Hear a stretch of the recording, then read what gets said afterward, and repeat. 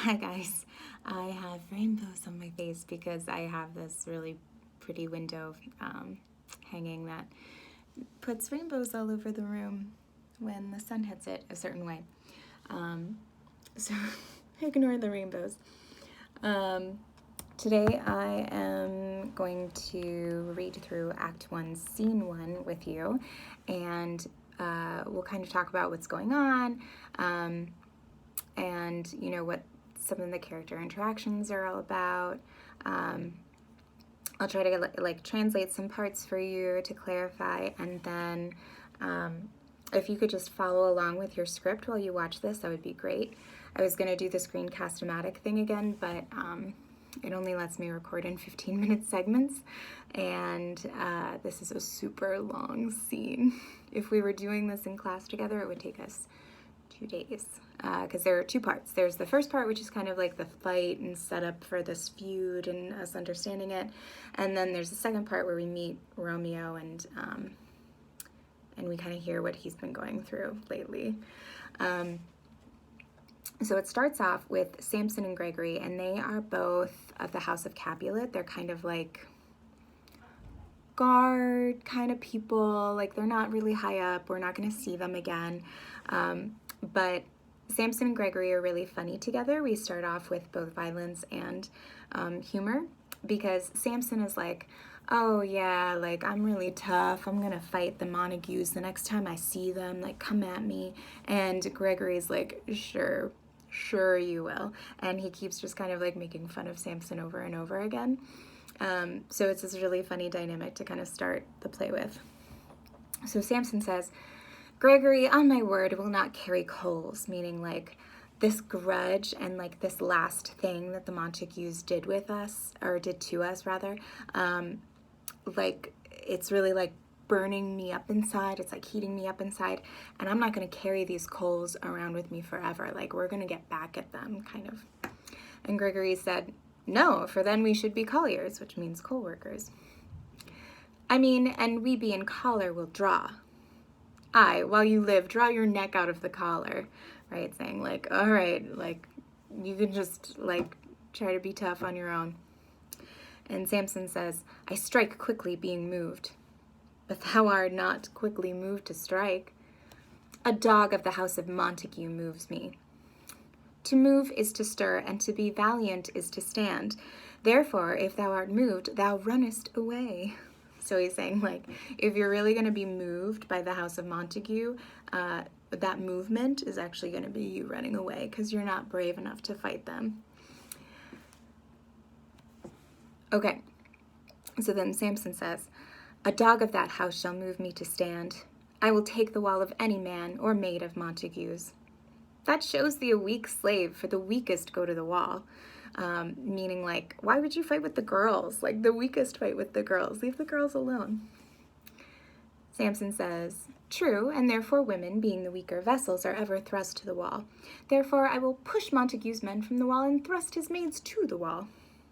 The quarrel is between our masters and us their men. 'Tis all one. I will show myself a tyrant. When I have fought with the men, I will be cruel with the maids, and cut off their heads. The heads of the maids? Aye, the heads of the maids, or their maiden heads, taken in what sense thou wilt. They must take it in the sense that feel it. Me they shall feel while I am able to stand, and 'tis known I am a pretty piece of flesh. So here he's also saying, like, I'm pretty handsome too.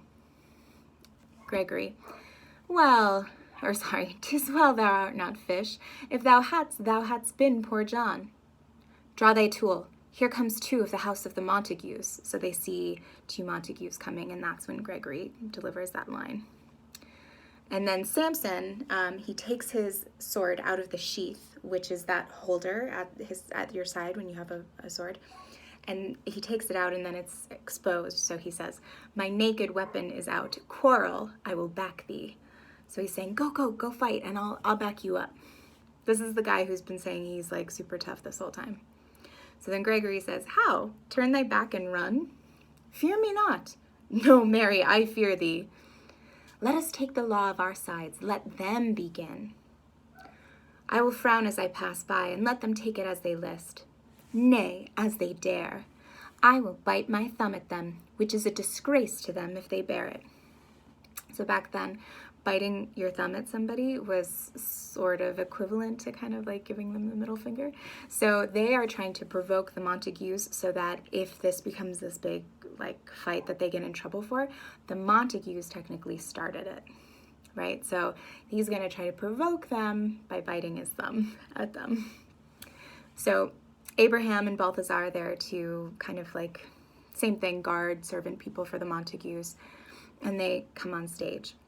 And Abraham sees that Samson is biting his thumb at him. So he says, "Do you bite your thumb at us, sir?" "Oh, I do bite my thumb, sir." "Do you bite your thumb at us, sir?" "Is the law of our side if I say A?" "No." "No, sir, I do not bite my thumb at you, sir, but I bite my thumb, sir." "Do you quarrel, sir?" "Quarrel, sir? No, sir." "If you do, sir, I am for you. I serve as good a man as you." "No better." "Well, sir." "Say better. Here comes one of my master's kinsmen." And so now Thibault's entering. So this whole time, it's kind of funny because they're being really formal with each other, right? Because like basically what this guy just did is he just stuck his middle finger out, and the guys from the Montagues are like, "Sir, did you just flip me off?" Right? And they're like having this exchange very formally, but also about, like sticking your finger up at somebody. And so now Thibault comes in. So now Samson and Gregory are feeling a little braver because remember, Thibault is Juliet's cousin and he's like really scary. He's a really good fighter.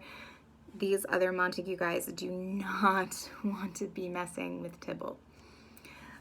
So Samson, kind of feeling emboldened by this, says, "Yes, better, sir." "You lie. Draw if we be men. Gregory, remember thy swashing blows." They fight. So again, we're like 7-ish minutes into the play, and we have a fight scene. So they're fighting. Thibault's involved in this now. And Samson and Gregory and the Montague guys, they're all involved in this too. So then Benvolio comes in. Benvolio is Romeo's cousin, and remember, Benvolio is the opposite of Thibault. He's like super peaceful. So he comes in, he gets into the middle of this fight, he says, "Part, fools, put up your swords. You know not what you do." And Thibault comes back at him and says, "What? Art thou drawn among these heartless hinds? Turn thee, Benvolio, look upon thy death." "I do but keep the peace. Put up thy sword, or manage it to part these men with me." So he's like, I'm just trying to keep the peace. Like, put up your sword or help me stop this fight. And Thibault responds, "What? Drawn and talk of peace? I hate the word, as I hate hell, the place, all Montagues and thee. Have at thee, coward." And now they're all fighting. Now Benvolio has to fight because Thibault's fighting him. So they're all fighting. We have this huge battle scene all over the stage. We have all of these characters involved. An officer comes across the stage and he's just kind of like screaming at this point, "Clubs, bills, and partisans, strike, beat them down. Down with the Capulets, down with the Montagues." So then the Capulets come. They hear all of this noise in like the center square of town. And Capulet is also kind of hot-tempered, like he angers quickly. We're going to see that a lot throughout the play.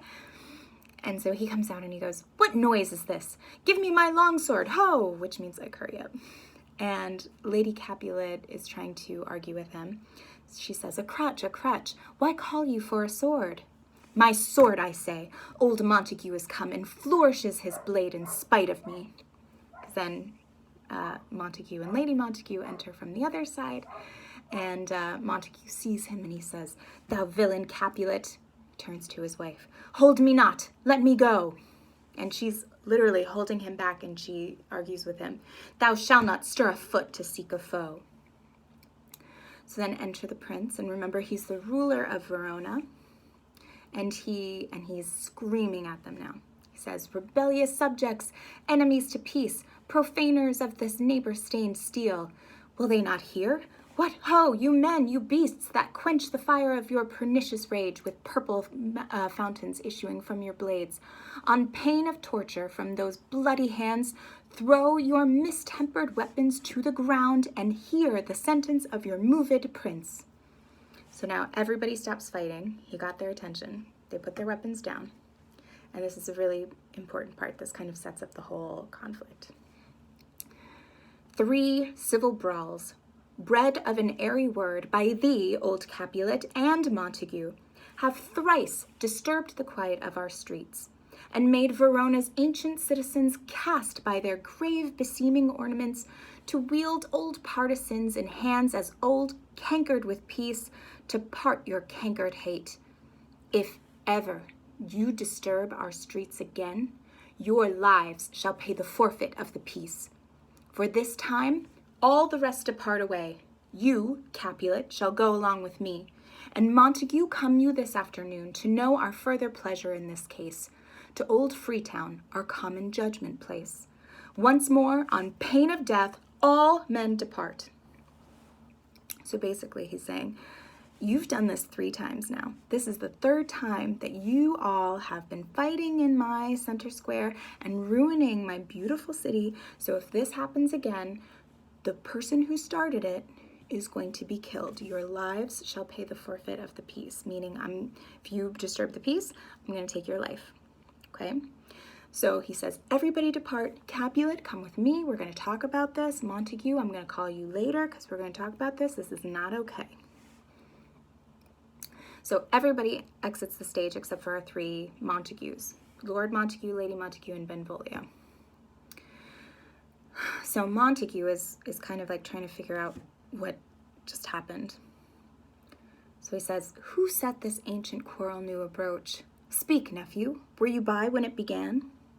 And Benvolio is kind of like our synopsis guy. He tells characters a lot like what just happened. Here were the servants of your adversary, and yours close fighting ere I did approach. I drew to part them. In the instant came the fiery Thibault with his sword prepared, which, as he breathed defiance to my ears, he swung about his head and cut the winds, who, nothing hurt withal, hissed him in scorn. While we were interchanging thrusts and blows, came more and more, and fought on part and part, till the prince came, who parted either part. So here he's just telling like how the fight began. And Lady Montague, she's more concerned about Romeo because she hasn't seen him all day. So she says, oh, where is Romeo? Saw you him today? Right glad I am he was not at this fray. Madam, an hour before the worship's sun peered forth the golden window of the east, a troubled mind drove me to walk abroad, where underneath the grove of sycamore that westward rooteth from the city side, so early walking did I see your son. Towards him I made, but he was ware of me, and stole into the covert of the wood. I, measuring his affections by my own, which then most sought where most might not be found. Being one too many by my weary self, pursued my humor, not pursuing his, and gladly shunned, who gladly fled from me. So basically saying, yeah, I saw him earlier. I saw him at the very start of the day, and he was walking away from the city. He was walking towards the woods, and he saw me, and he just like darted into the woods. So I didn't follow him because he seemed like he was really upset. Montague, Romeo's dad, kind of gets it, and he says, yeah, many a morning hath he there been seen, with tears augmenting the fresh morning dew, adding to clouds more clouds with his deep sighs. But also soon as the all-cheering sun should in the furthest east begin to draw the shady curtains from Aurora's bed, away from the light steals home my heavy son, and private in his chamber pens himself, shuts up his windows, locks fair daylight out, and makes himself an artificial night. Black and portentous must this humor prove, unless good counsel may the cause remove. So here he's saying, yeah, like a lot of people have seen him in the mornings walking toward the woods and having a difficult time. And even when he's at home, he locks himself in his room. He closes the curtains, to let out the sunlight so that people can't, see him and he can't see the sun. And he makes himself an artificial night. And what that means is that he makes it so that it looks like it's nighttime in his room all the time. But the wording of it is important here, because that's going to be another motif that we're going to see a lot in this play, light versus dark. And we're going to see darkness and nighttime and like things that you would see in the night, like the moon and the stars. All of those are going to be associated with Romeo quite often in this play. So just kind of keep that in mind, that he's made himself an artificial night. So then Benvolio says, "My noble uncle, do you know the cause? Like, do you know why he's been acting like this?" "I neither know it, nor can learn of him." "Have you importuned him by any means?" Meaning, have you questioned him about what's going on? And Montague says, "Both by myself and many other friends, but he, his own affection's counselor, is to himself. I will not say how true, but to himself so secret and so close, so far from sounding and discovery, as is the bud bit with an envious worm, ere he can spread his sweet leaves to the air, or dedicate his beauty to the sun. Could we but learn from whence his sorrows grow, we would as willingly give cure as no." So basically he's like, no, Romeo hasn't told any of us, but we want to know so that we can help him. So enter Romeo. So Romeo's kind of now like, imagine these three people are over here on the stage now. Romeo's kind of entered over here, far away from them. And so Benvolio says, "See where he comes. So please you step aside. I'll know his grievance or I'll be much denied. So I'm going to go try to figure out what's wrong with him, or he's just going to deny answering me too." So Montague responds, "I would thou wert so happy by thy stay, to hear true shrift. Come, madam, let's away." So then Montague and Lady Montague enter, and now we're left with only Benvolio and Romeo on stage. Benvolio approaches Romeo. He says, "Good morrow, cousin.